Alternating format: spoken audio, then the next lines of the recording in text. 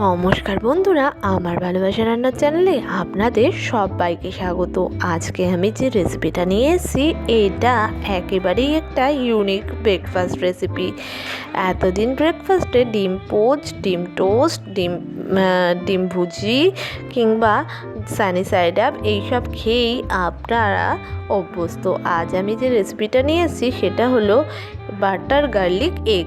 এর জন্য আমি নিয়ে নিয়েছি 2টো পরিমাণে কাঁচা ডিম। এবার ডিমগুলোকে ফাটিয়ে একটা জায়গায় রেখে দিয়ে ওর মধ্যে দিয়ে দিলাম একটু পরিমাণ মতো নুন, আর দিয়ে দিলাম পরিমাণ মতো হলো ব্ল্যাক পেপার পাউডার। এবার এটাকে ভালো করে ফেটিয়ে নিচ্ছি। যেহেতু এটা ইংলিশ ব্রেকফাস্ট রেসিপি তাই ব্ল্যাক পেপার পাউডারটা ব্যবহার করা হয়েছে। এটাকে ভালো করে ফেটিয়ে কড়াইতে আর একটু বাটার গরম করে সেটা গলে গেলে পরে এই ডিমের গোলাটা ওর মধ্যে দিয়ে ভালো করে ভেজে নিতে হবে। যেহেতু এটা গার্লিক বাটার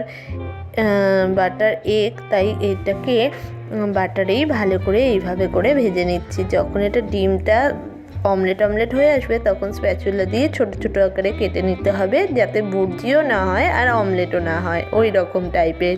এরপর এটাকে তুলে নিয়ে কড়াইতে আবারও একটুখানি মাখন বা বাটার দিয়ে ওর মধ্যে গার্লিক কুচিটা দিয়ে ভালো করে নেড়েচেড়ে ফ্লেভারটা যাতে ভালোভাবে ঢুকে যায় তাই ভেজে নেব।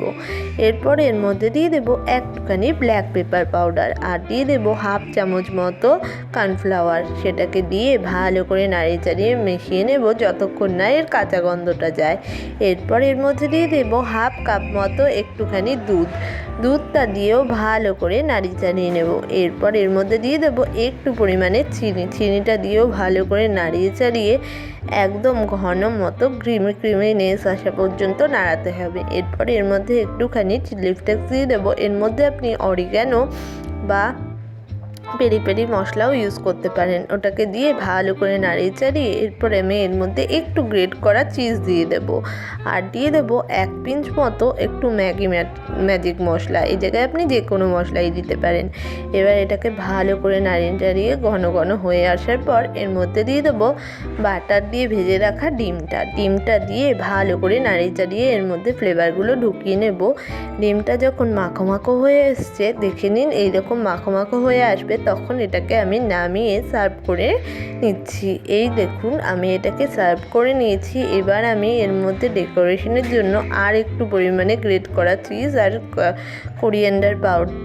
কোরিয়ান্ডার লিভস দিয়ে ডেকোরেট করে নিলাম আজকের রেসিপি গার্লিক বাটার এগ।